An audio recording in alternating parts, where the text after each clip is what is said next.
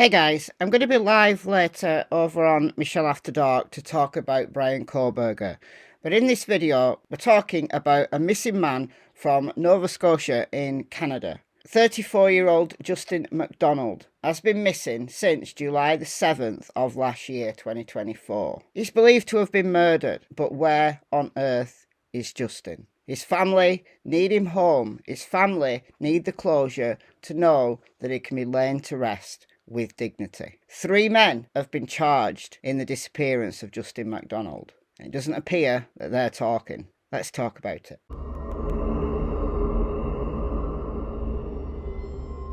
The Justin MacDonald, 34-year-old man, was last seen around 11 p.m. leaving the Circle K at a gas station at 183 Commercial Street in North Sydney, Nova Scotia.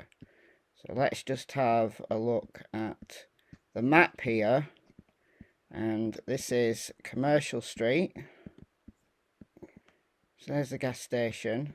3 days after Justin was last seen, police located Justin's vehicle, a blue 2023 Kia Forte, about 25 kilometres away, just abandoned in the Ormond Crescent area of Myra Road in the Cape Breton regional municipality. And this is a screenshot from the surveillance at the gas station, and that's the last time, other than the men responsible for his murder, was seen by anyone. But his body has still not been located. His dad searches every single day to find Justin's remains. Now, why am I video recording in the woods or on the back roads? What I'm doing is, if you want to know the truth, it's because I don't know. I have no idea. You get street leads, and you find out that areas may or may not have been searched way back last July, in that and it's metal, I think, and you don't know. So you have to kind of take everything into consideration right now of where we're at and what we're doing. Am I in the right area? I could be so far away from the right area right now as I don't know anymore. Am I going to search these areas because they're told of us? 100%. And again, the other messages that I get and other guys that are out with me today, I just want to say thank you, because I can't do this alone. And we are putting together a search. It's been a busy week, a hectic week, and got more rain coming in, so we're going to try for a week or so. I know I can only do so many of these areas with my car, and I know bikes can get into areas that are a lot different and more terrain than I can. I can only stick on the main road to a certain point, to an ATV trail, and I mean, all we're doing is, it's a car, so I mean, it's a good car. I won't say nothing against me Mazda. I'll give the shout out to that one there. So we're going to continue following up places because we don't know what happened on the morning of July 8th. No idea. We don't have a clue what other vehicles were there, whether there was other vehicles. We kind of know or have been told, but we don't know more than that there. So we're just going to keep on taking areas and see if there's crossroads. So this is why I just want to kind of show you where we're at. And so if you got something, you got a lead, or you got anything, or you seek of anything, or you can go back to last July or to last August and you might think of something, give us a shout.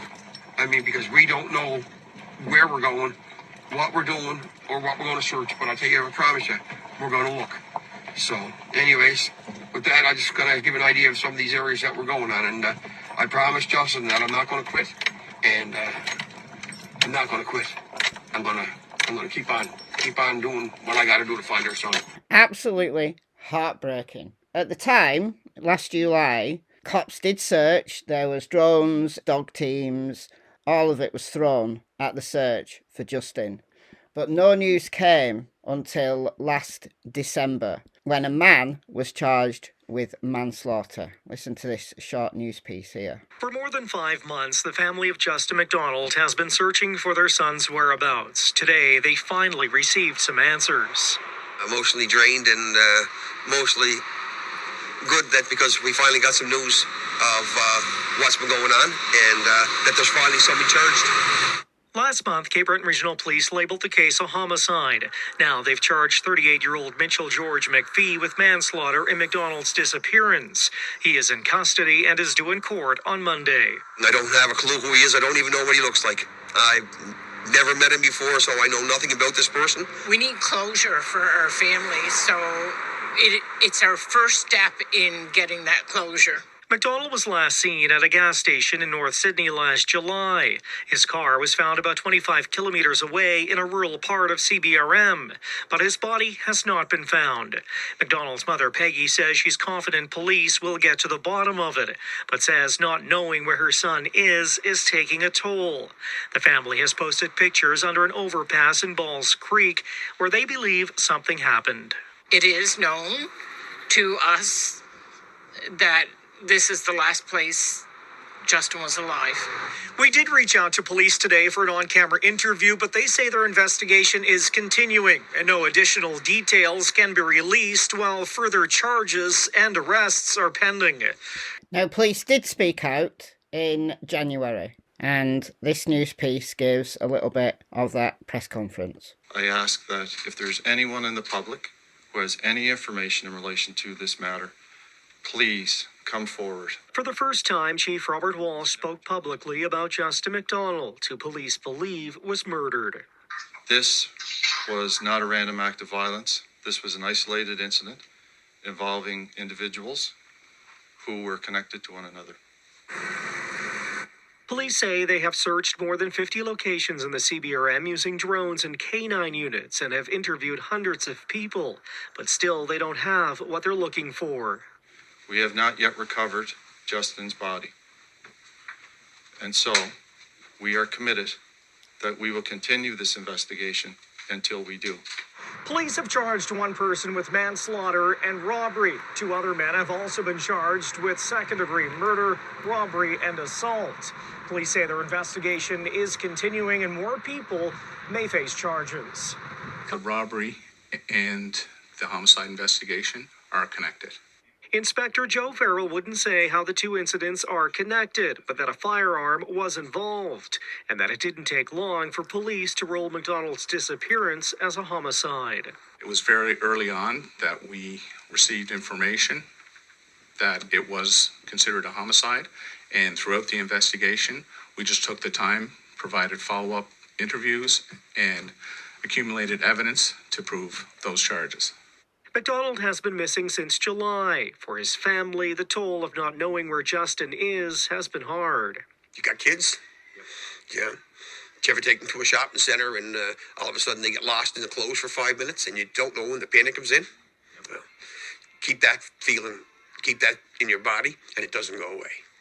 Ken MacDonald says the police have done their job, but the family needs to find Justin's body for closure. If the chief says they're confident that we're going to find him, I'll take his words 100% because I'm confident we're going to find him. I really am. I believe it in my heart.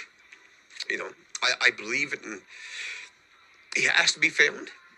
After the first manslaughter arrest last December, two other men were charged with second-degree murder. So they got Mitchell George McPhee in December, quickly followed by Ryan Joseph Pike and Aaron Curtis Mickey during a 3-week period in December of last year. They were charged with several offences relating to the disappearance of Justin MacDonald. So I'm going to read this article here because it gives quite a bit of information. This is from March, and I can't find anything more recent than this. So this is basically all I know to this date. McPhee, 39, was arrested December 12th and charged with manslaughter, robbery and assault. Pike, 36, was arrested December 20th and charged with second-degree murder and robbery. And Mickey, 45, was arrested December 31st and charged with second-degree murder, robbery and 4 firearms offences. Police Chief Robert Walsh and lead investigator Inspector Joe Farrell held a press conference on January 9th to provide an update on the investigation. So those are the clips that we've just seen. When asked how the robbery and weapons charges were related to MacDonald's death, Farrell declined to elaborate. The only thing I can say is the robbery and the homicide investigation are connected. I can't make any further comment on the relationship between the two incidents right now, but it does appear that the motive for this was robbery, because according to court documents, those charges also involve a second man who was assaulted and robbed of his cell phone by gunpoint on July the 8th, the same day that police believe MacDonald was killed. So last seen around 11 p.m. at a gas station on July 7th, but they believe that the homicide took place on July the 8th. But the circumstances are very cloudy at the moment. His family believe they know where he was murdered, but I don't think the police have commented specifically on that. According to the charges, the weapon in the cell phone incident was a shotgun wielded by Mickey. The ongoing search for Justin's remains has involved police canine drone teams along with ground search and rescue crews in more than 50 locations within the Cape Bretoner regional municipality, stretching from the north side to Irish Vale area around Route 4 and in Sydney River area. Justin's family has also organised daily searches. His dad goes out every single day, driving around, just hoping that he's going to find something that will lead him to Justin. Inspector Farrell said police have interviewed hundreds of people and more charges are possible. So it seems that there's some kind of gang. I don't know whether they're just druggies looking for money and things just went from bad to worse. We don't know. We don't know the circumstances. There is further people that need to be talked to, and as a result of those conversations and interviews, other charges may be possible, he said. Walsh has said the investigation will remain open until Justin's body is found. We have not yet recovered Justin's body, so we are committed that we will continue this investigation until we do. I ask that if there's anyone in the public who has any information in relation to this matter, please come forward at this time. It's never too late to do the right thing. Help us to bring Justin home to his family. Meanwhile, the three men charged have been arraigned in Sydney Provincial Court, but have not yet entered pleas. People accused of very serious charges can elect that the case be heard in Provincial Court and then enter a plea.